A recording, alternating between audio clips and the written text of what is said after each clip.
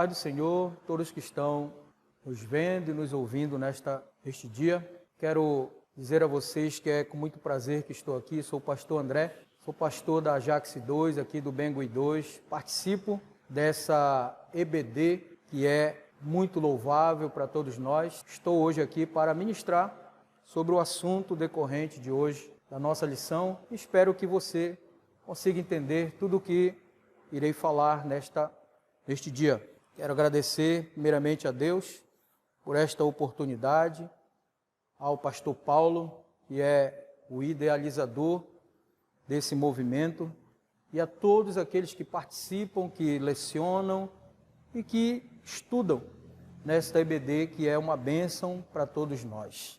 A lição nós iremos estudar hoje, a lição de número 10, e nessa lição tem alguns objetivos que queremos alcançar, e espero que você, na sua classe, consiga alcançar junto com seus alunos. O primeiro objetivo dessa aula é conhecer os personagens da história e os seus dilemas. O segundo objetivo é situar os eventos no tempo e nos seus desdobramentos no decorrer da narrativa.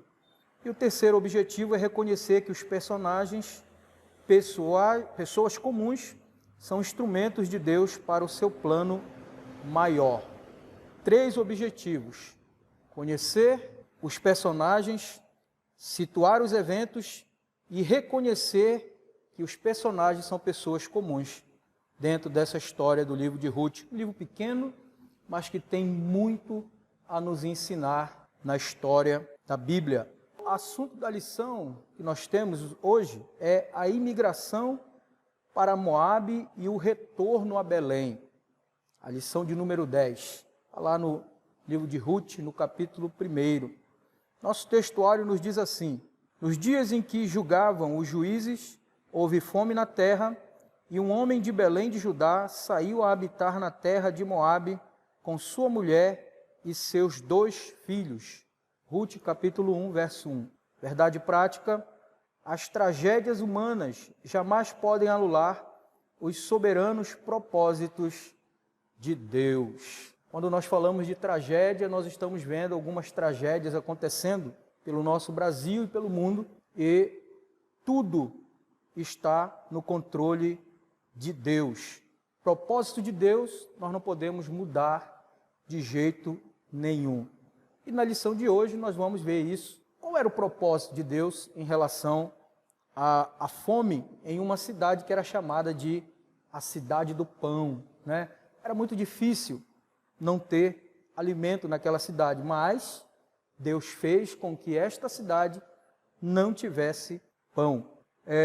Nós temos aqui os subtópicos, tópicos e subtópicos da nossa lição. No primeiro tópico nós vamos conhecer o livro de Ruth, como nome, autor e data, e a drama da fome e da imigração. Depois vamos ver o drama da morte e da viuvez, a morte do esposo, o casamento dos filhos, o drama das 3 viúvas. E, para finalizar, o retorno para Belém. Noemi, órfã, e Ruth iniciam o retorno, a lealdade de Ruth e a chegada em Belém. São o que nós vamos estudar nesse assunto de hoje. Queridos, antes de nós vermos o nosso primeiro tópico, que é o livro de Ruth, tem uma coisa aqui na introdução que eu grifei, que diz assim, que nesse livro, essencialmente humano, diz que nós veremos a providência de Deus guiando pessoas comuns e improváveis em direção a um plano glorioso e eterno. O plano de Deus para a vida de Ruth era que ela estivesse entre a genealogia de Cristo. É interessante saber isso para que nós venhamos a entender esse livro. Por que aconteceu tudo isso? Por que uma moabita entrou na história de Jesus? É interessante saber que você também pode estar entre esses tais. Você não pode ser de uma criação, ou não foi criado no Evangelho, ou não esteve envolvido no Evangelho até hoje. Mas hoje, você pode entrar através de um plano de Deus, movido inteiramente por Deus para a sua vida. E foi o que Deus fez na vida de Ruth. O livro de Ruth, o seu nome, está lá no capítulo 1, verso 4, que diz assim: os quais casaram com mulheres moabitas. Era o nome de uma órfã e o nome da outra Ruth, e ficaram ali quase 10 anos. O nome dela significa companheira. O livro leva o seu nome e nele é mencionado 12 vezes nesse livro e uma vez lá em Mateus capítulo 1, verso 5, justamente na genealogia de Cristo. Aparece ela lá, a Ruth, como uma das que são descendentes de Jesus. Ela é uma das mulheres mais importantes da Bíblia. Então, tudo isso ela passou para que o seu nome fosse lembrado lá na frente. O autor do livro, uns dizem que é Samuel, pelo estilo literário e linguístico que leva ele, nos outros livros que Samuel escreveu, o livro de Juízes e o livro de Samuel, mas alguns também falam que pode ser outra pessoa, porque ele fala de Davi, do rei Davi. Mas a história da família de Imeleque deu-se no período dos juízes, talvez nos dias de Gideão, possivelmente na última metade do século 12 a.C. Então, essa primeira parte da nossa lição é mais para você se situar sobre Ruth, o livro que foi escrito. Aqui eu quero também falar sobre a órfã. A órfã, Ruth significava companheira e órfã significava pescoço. Olha o significado do livro do nome de órfã. Pescoço. Por isso que se dizem, ou dá a interpretação de que órfã é aquela que volta às costas. Ou seja, a órfã, ela não continuou com Ruth e com Noemi. Ela voltou para trás. Ouviu o conselho da sogra e voltou. Ruth continuou a jornada junto com a sua sogra. Tópico 3 diz assim, subtópico 3 diz assim, drama da fome e da imigração. Ruth 1:1. Nos dias em que julgavam os juízes, houve fome na terra, e um homem de Belém de Judá saiu a habitar na terra de Moabe com sua mulher e seus 2 filhos. É engraçado falar sobre uma cidade, a cidade onde eles moravam, a cidade de Belém, que significa a casa do pão. Era um nome que apontava para a incomum fertilidade, ou seja, naquela região onde eles estavam, aquela cidade Belém, aquela terra Belém, era uma terra fértil. Tudo que se plantava, brotava. Era uma cidade que dificilmente passaria por essa dificuldade de fome, Dificilmente ia faltar alimento para aquela cidade.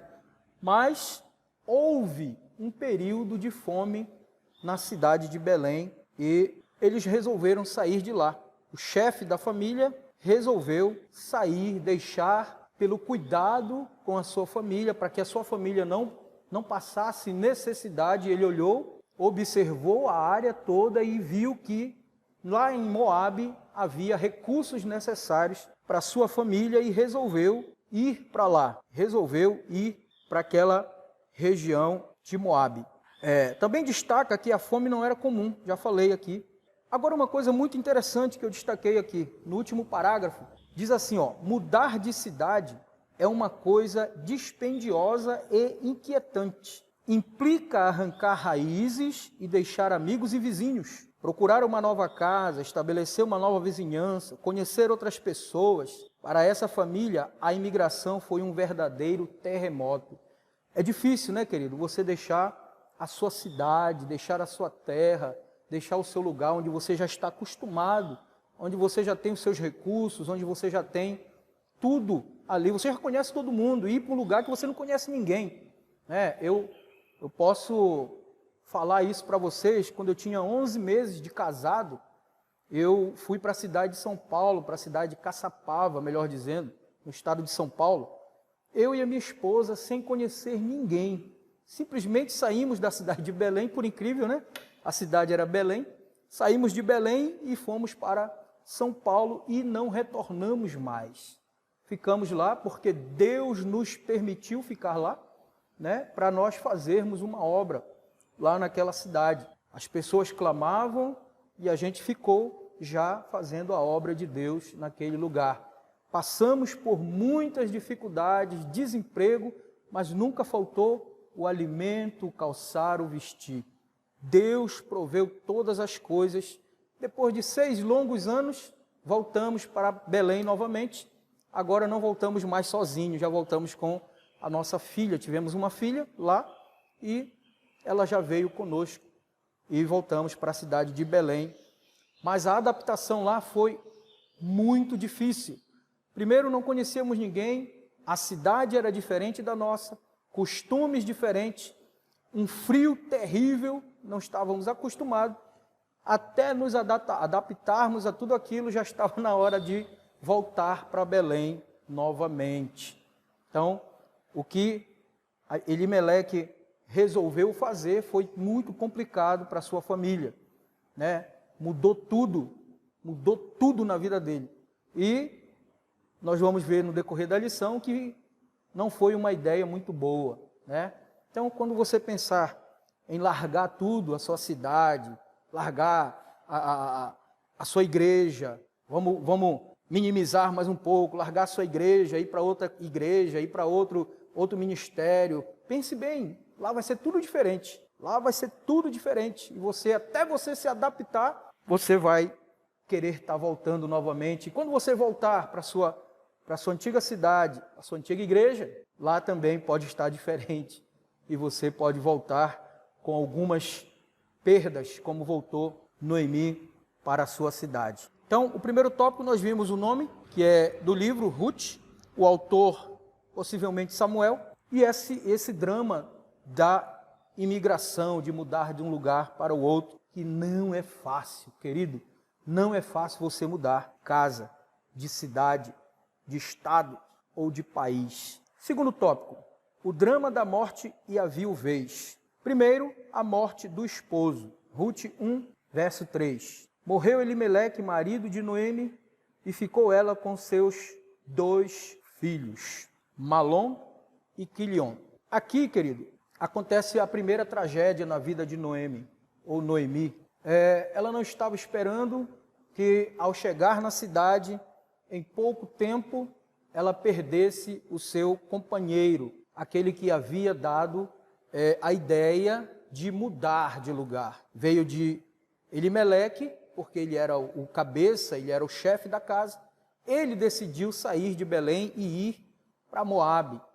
E nessa decisão, eles foram, e em pouco tempo que estavam lá na cidade, a Bíblia diz que eles viveram lá por menos de 10 anos, não chegou a 10 anos, então não demorou muito tempo para que Elimeleque morresse. Ele morreu e ela ficou viúva, porém, ela tinha 2 filhos, né? E dá-se a entender que esses 2 filhos, eles iam cuidar dela. Era bíblico, era da lei, que os filhos cuidassem da viúva, né? Quando a viúva ficasse viúva, a mulher ficasse viúva, os filhos, se tivessem filhos, ela ia cuidar dela. E ela ficou assim, triste porque morreu seu marido, mas também alegre porque tinha os seus filhos. E ficou mais alegre ainda porque os seus filhos casaram.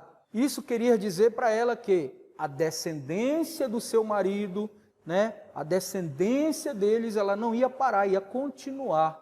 Mas o que acontece é que aconteceu a segunda tragédia na vida dela. Os filhos vieram a morrer. Primeiro o marido e agora os seus filhos. Que coisa ruim aconteceu na vida dessa mulher. Uma mulher que lá em Belém, na cidade de Judá, era uma mulher próspera, uma família próspera, mas que resolveram fugir de uma tragédia. Resolveram fugir de algo que o próprio Deus havia promovido para que houvesse uma lição. Ela podia aprender essa lição lá em Belém, com toda certeza. Só que Deus queria algo mais. Ele queria trazer Ruth para dentro da história bíblica. Queria trazer Ruth para dentro de uma linda história que nós conhecemos muito bem qual é. Então, o marido morre e logo em seguida, Malom e Quilion, tão jovens, vieram também a falecer. Primeiro eles casam, né, no tópico 2, no subtópico 2 diz o casamento dos filhos, está lá em Ruth 1:4. os quais casaram com mulheres moabitas, era o nome de uma Orfa e o nome de outra Ruth, e ficaram ali quase 10 anos. Aí há uma luz de esperança para Noemi, que era o casamento dos filhos, mas foi tragicamente tirada essa felicidade de Ruth, de Noemi, porque os seus filhos faleceram. Eu procurei sobre a causa da morte de Malom e Quilion. Por que eles morreram? Do que eles morreram? Me deu essa curiosidade, talvez você tenha também tido essa curiosidade. Do que esses meninos morreram? Que elas citam aqui que o autor diz aqui que eles eram jovens. Eles não eram muito velhos, não, eles eram muito jovens. E no que eu pude pesquisar e ver, eles se meteram em uma confusão dentro da cidade de Moabe e ficaram marcados, e alguém veio e matou eles dentro de um lugar onde consumiam bebidas. Segundo a história, conta lá, eu não sei se é uma história real, mas é uma curiosidade que eu tive e quero trazer aqui para vocês. Eles foram assassinados, homicídio, né? Então morreram desta forma por uma briga, talvez uma briga qualquer, e hoje, nos nossos dias, jovens morrem assim, né? Morrem desse jeito, procuram confusão onde não há, procuram brigas onde não é para brigar e acabam mortos, né? Acabam sendo assassinados. Por causa da juventude deles, eu fui ver qual a causa da morte. O drama das 3 viúvas. Agora, essas mulheres, agora não só Noemi, mas Orfa e Ruth, entram nesse drama de ficar viúva. Ruth 1,5 diz, morreram também ambos, Malom e Quilion, ficando assim a mulher desamparada de seus 2 filhos e de seu marido. E agora? E agora? A questão é, como vai se sustentar, ou como vão se sustentar essas 3 mulheres? Se naquela época, quem sustentava a casa eram os homens, as mulheres cuidavam da casa e os homens traziam o sustento para casa. Como que essas mulheres iam sobreviver? Agora a família de Elimeleque está sem a 2ª e a 3ª geração. Diante de uma tragédia assim, não há palavras de consolo. Não tem como consolar. Imagine você chegar numa casa e ter que consolar a mãe dos 2 filhos, mais o marido que morreu, e as noras que perderam os seus 2 maridos. Que palavra você vai dizer para esta família? Como você vai encontrar essa família? E qual o pensamento deles? Como vai estar nesse momento? É difícil, né? Uma situação complicada para eu e você que gosta ou gostamos de visitar, fazer visitas. E a gente encontra uma família numa situação dessa. E Noemi estava longe da sua cidade, dos seus parentes, e Ruth e Orfa já não estavam mais amparadas pelo seu pai e pela sua mãe, porque haviam se casado e naquela época a responsabilidade passava para o seu marido. Então era o marido que dava conta dela. A Noemi vai explicar para ela uma certa situação que não cabia a elas mais. Mas diz assim, o autor da lição: naquele tempo, esse era um modo incomum de referir-se a um homem e sua mulher. Por quê? Mas lá na frente aqui, vale observar que já a partir do verso 3 do livro de Ruth, o escritor muda a forma de referir-se aos homens da família. Elimeleque agora passa a ser referido como o esposo de Noemi. Naquele tempo, esse era um modo incomum de referir-se a um homem e a sua mulher. E mais, quanto aos filhos, até então a expressão filhos dele agora é filhos dela. Tais mudanças de tratamento indicam a transferência de responsabilidade do pai, agora morto, para a mãe viúva. A partir de então, o foco passa a ser Noemi e Ruth, não mais Elimeleque. Aí o autor aqui conclui dizendo que é semelhante hoje em dia às mulheres que ficam viúvas dos seus maridos e as que são viúvas vivas, que os maridos deixam o seu lar e ela, a mulher, assume o comando da casa, dos filhos, das contas, do trabalho, ela que corre atrás de tudo, né? Foi o que aconteceu com Noemi e Ruth. quando elas voltaram para Belém, ainda em Moabe.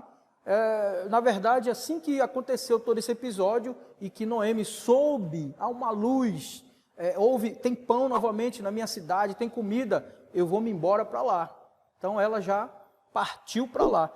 Mas enquanto isso, elas assumiram a responsabilidade. Hoje em dia é muito comum as mulheres ficarem viúvas e não sentirem muito, né? Eu estava vendo um comentário de um pastor pregando sobre família, e ele dizia que uma mulher ficar viúva, ela não sente muito, porque ela sabe se virar. Ela sabe lavar, passar, cozinhar, vai trabalhar, volta. Agora, um homem que fica viúvo é uma preocupação, porque o homem não sabe fazer nada. O homem não consegue fazer nada. O homem fica desesperado, mas a mulher não, ela consegue, porque ela já está nesse embalo, já consegue fazer tudo isso. Então, a viuvez de uma mulher, ela é mais tranquila, entre aspas, do que a viuvez de um homem. O homem não consegue superar ou fazer tantas coisas. Então nós vemos aqui 3 mulheres que vão se virar, vão conseguir vencer, vão lutar e vão vencer. Todas elas, inclusive Orfa. Sabe por que Orfa? Nós vamos ver lá na frente, porque que Orfa também vai ser uma mulher bem-sucedida. Glória a Jesus. O nosso tópico 3, aleluia, fala sobre o retorno para Belém.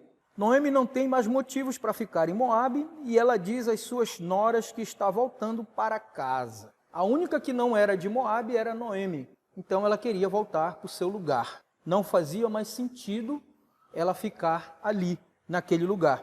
Ela sabe que a vida de uma viúva e estrangeira em Israel é mais difícil e então compele suas noras a ficarem. Orfa concorda, Ruth não. Vamos lá. Primeiro tópico. Noemi, Orfa e Ruth iniciam o retorno. Ruth 1,6. Então se dispôs ela com suas noras e voltou da terra de Moabe, porquanto nesta ouviu que o Senhor se lembrava de seu povo, dando-lhe pão. O que eu acho interessante dessa narrativa é que elas estavam a caminho. A decisão não foi tomada, elas paradas, elas ficaram, vamos reunir, vamos fazer uma reunião. Não. Elas pegaram as suas coisas e saíram, partiram. E no meio da caminhada, Noemi resolveu ou decidiu aconselhar as 2 noras. Ela resolveu aconselhar no caminho, ou seja, era uma mulher ou eram mulheres que não deixaram se levar pela sua viuvez. Se era para fazer, bora fazer. Se é para ir, vamos. Se é para lutar, vamos lutar. Se é para guerrear, vamos guerrear. Elas não se acomodavam, né?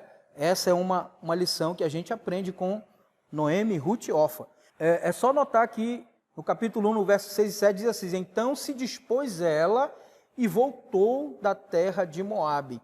Dispôs, ou seja, não ficou parada, não recuou. Não, fiquei viúva agora, vou chorar, vou me matar, Não, a vida continua, querido. A vida não para, né? Se Deus quis levar o esposo, a esposa, os filhos, né? Ele levou quem já estava pronto para ir, mas você continua firme para a caminhada. Se disponha, levanta, tira esse luto. Já chorou, já pranteou, já lamentou, já falou para Deus, já falou para todo mundo. Agora basta, chega, se disponha e continue, porque tem muita coisa ainda para a sua vida. Se Noemi se acomoda, ela ia ficar lá em Moabe e não ia acontecer absolutamente nada com ela, nem com Ruth e nem com Orfa.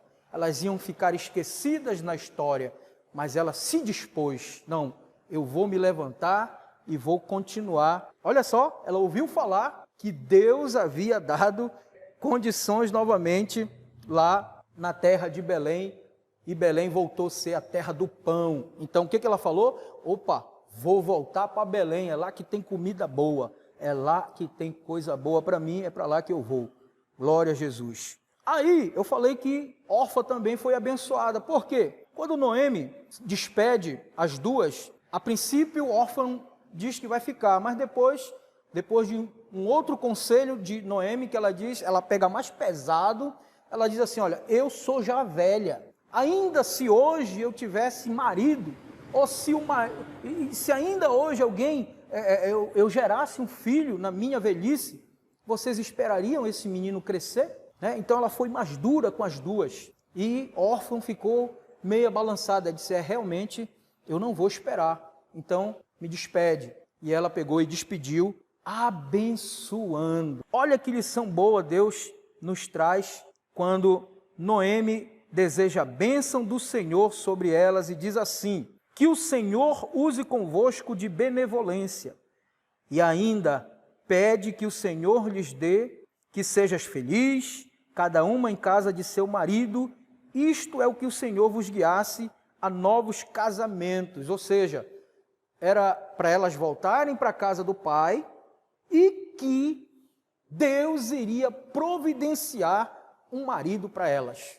Elas não iam ficar solteiras. A bênção da Noemi era que elas iam conseguir um novo marido, ia ter uma nova vida, ia gerar filhos, porque elas não tiveram com os filhos dela, né? Elas iam gerar filhos, iam ser uma família próspera. A bênção de Noemi. Porém, Ruth disse não.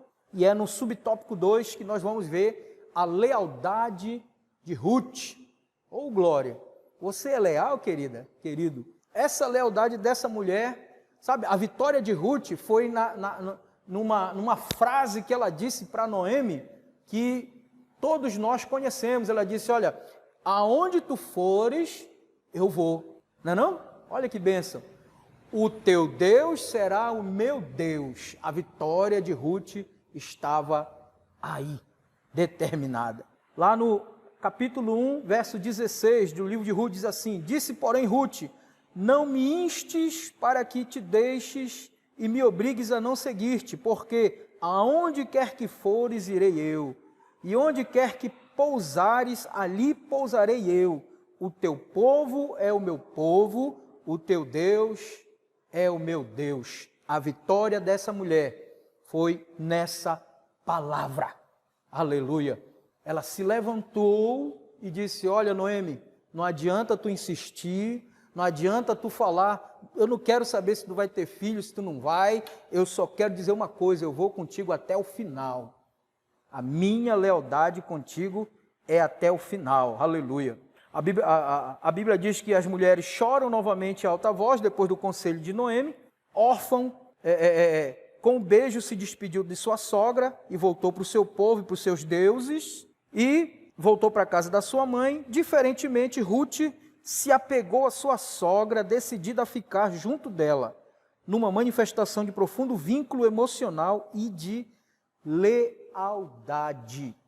Aleluia. Hoje, se a gente encontrar alguém com esse vigor, com essa lealdade de Ruth, é difícil. A gente encontra, querido, mas é difícil, né? Hoje a sogra, ela é tida como uma mulher que ninguém quer, que ninguém gosta, né? Mas existem sogras que são uma bênção, meu querido. Posso falar da minha.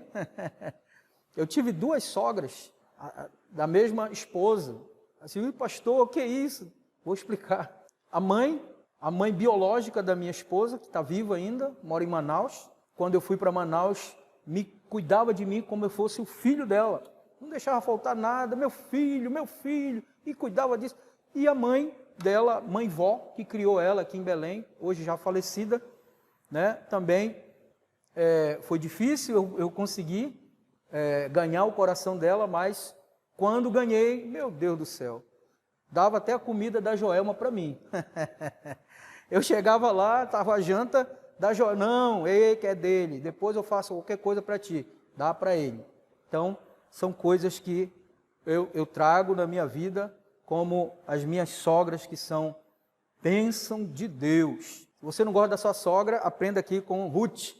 Lealdade dessa mulher. Lealdade. Glória a Deus. E no final, no último ponto, no último parágrafo, diz assim, aqui da nossa revista, e finaliza com seu compromisso resoluto em nome do Deus de Israel. Está lá em Ruth 1,17. Onde quer que morreres, morrerei eu, e ali serei sepultada. Faça-me o Senhor o que bem lhe aprouver, e outra coisa que não seja a morte me separará de ti. A partir daquele ponto, ambas seguiram caminho para Belém de Judá. Olha só, hein? Faça-me o que quiser o Senhor de mim. E só tem uma coisa que vai me separar de ti, Noemi: a morte. É igual o juramento de casamento. Foi o que Ruth fez com Noemi. Jurou igual o marido jura para a sua esposa, até que a morte os separe. E assim foi. E assim aconteceu na vida desta mulher. A chegada em Belém, Ruth capítulo 1, verso 19, diz assim: então ambas se foram até que chegaram a Belém. Sucedeu que ao chegarem ali, toda a cidade se comoveu por causa delas, e as mulheres diziam: não é esta Noemi? Irmãos, eu fiquei maravilhado quando eu vi esse último ponto. A mulher passou 10 anos, quase 10 anos fora da cidade. E quando ela chegou na cidade, todas as mulheres a reconheceram.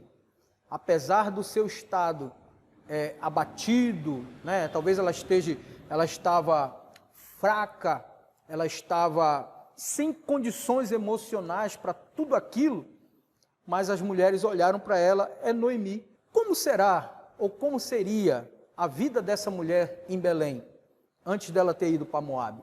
Ela deveria ser aquela mulher cuidadosa, aquela mulher zelosa, visitadora, né? Ela devia ajudar, ou ter ajudado muitas pessoas na cidade de Belém, porque só assim, querido, para lembrar de você, só assim para lhe tratarem bem, porque quando ela chegou, aquelas mulheres abraçaram ela de um jeito, ela ficou até incomodada, porque a situação dela não era para tudo isso.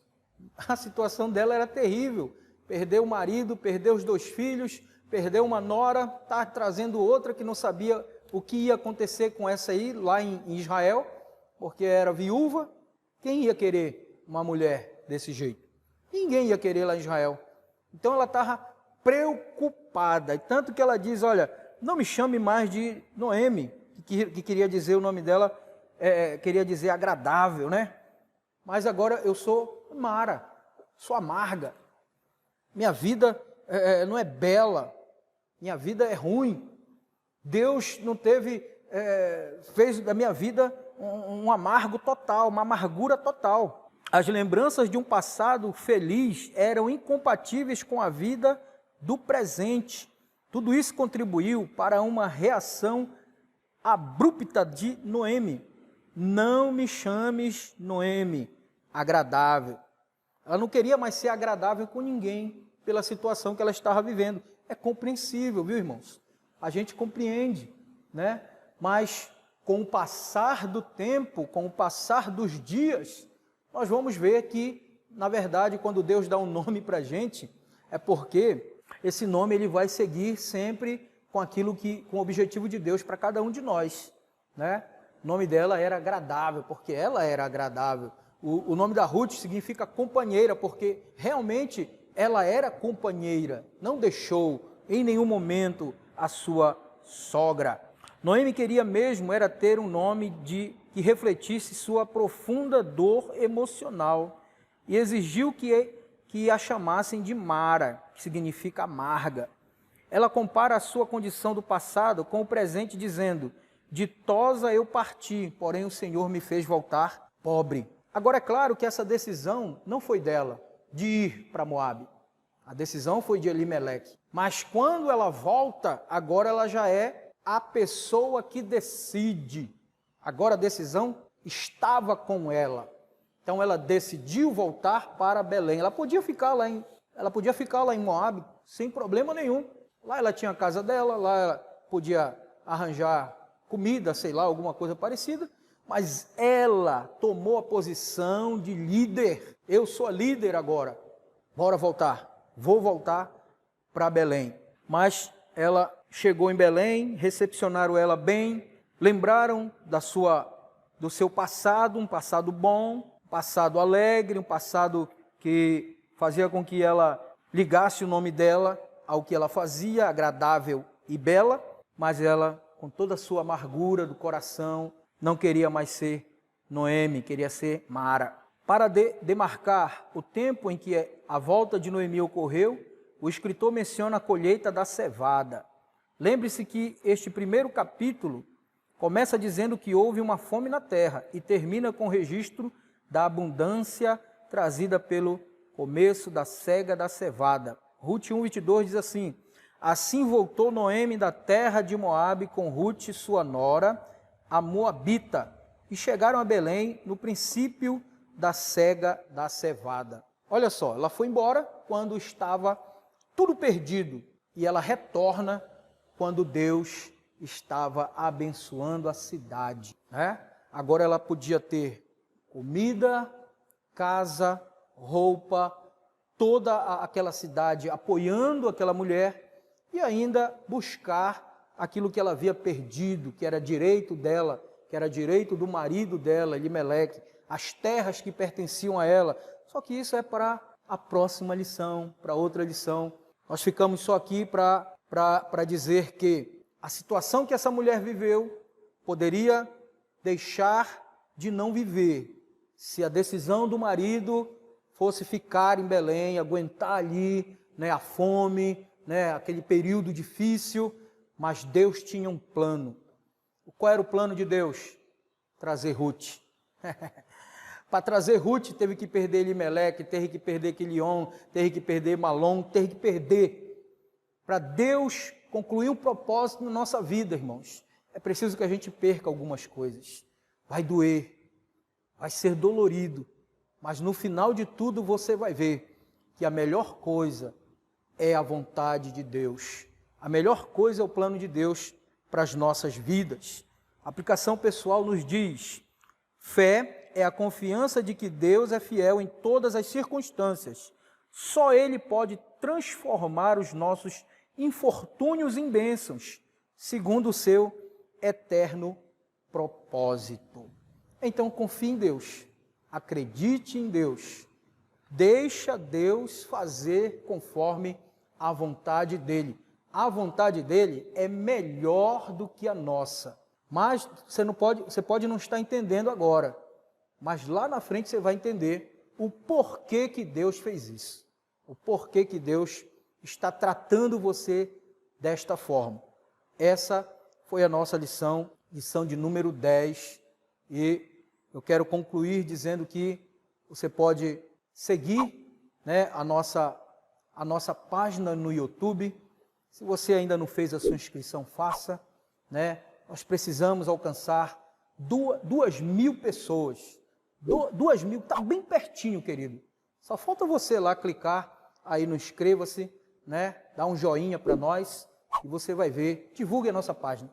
Divulgue a página que vai ser bênção para a sua vida.